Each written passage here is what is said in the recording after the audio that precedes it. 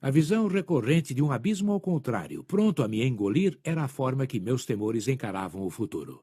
Não decidi nada, mas pouco a pouco minhas corridas matutinas tornaram-se menos frequentes, bem como deixei de reler minhas anotações. Lentamente encolhi-me no fundo do oceano dos costumes comuns, escorreguei no frenético abraço da multidão e no confortante resvalo com os outros. Não se pode sonhar e depender.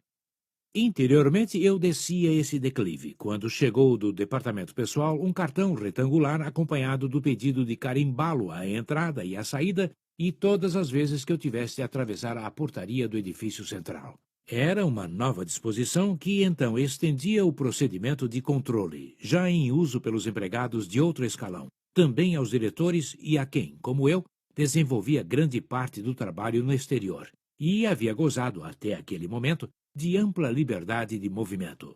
Tentei muitas vezes obedecer àquela ordem que violava mesquinhamente também o último traço da independência do meu papel profissional. Muitas vezes inseri-me em uma das tantas filas de homens e mulheres que se formavam no saguão diante do relógio de ponto. Notei que todos se submetiam àquele procedimento como se fosse a coisa mais natural. Falavam entre si, fumavam, riam, enquanto com o cartão em uma mão esperavam, passo após passo, a sua vez de carimbá-lo. Colunei-me com eles algumas vezes. Todas as vezes, diante do relógio de ponto, era tomado por uma vergonha repentina, irreprimível. Então fugia, sem timbrar o cartão. Restabelecido um certo nível de dignidade, os ensinamentos do Dreamer voltavam a me inspirar. Senti-os palpitarem em mim, fortes e vivos. Por alguns minutos, o vivo desejo de uma vida livre e feliz e as imagens de uma existência rica de sucessos retornavam vívidas como uma lembrança do futuro. Seja independente, livre. Seja um rebelde não dependente de ninguém, e respeite a sua unidade. Sua única razão de ser é concretizar o seu sonho. A isto dedique sua vida e cada átomo da própria energia. Não se pode sonhar e depender. Pode-se sonhar e servir. Servir não é depender. Servir significa governar a própria vida e a dos outros. É a ação de quem ama. Somente quem ama pode servir. Quem não ama pode somente depender.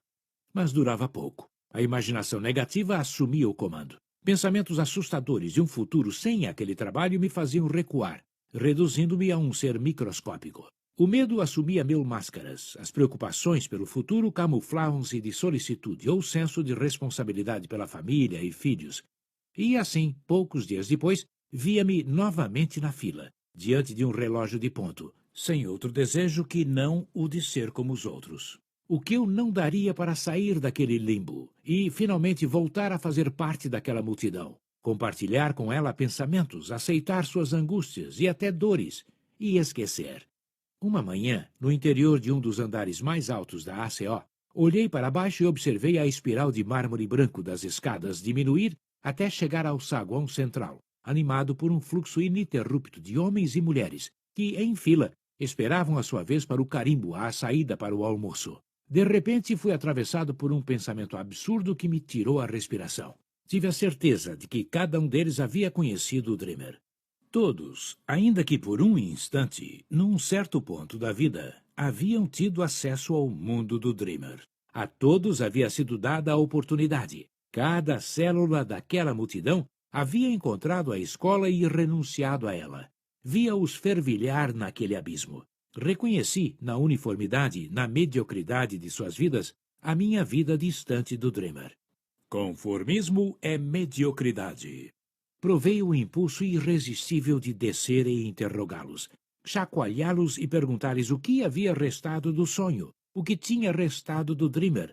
Teriam-me tomado por louco. Haviam escolhido encurvar-se e depender, sofrer, envelhecer e morrer. E eu estava indo em direção ao mesmo despenhadeiro.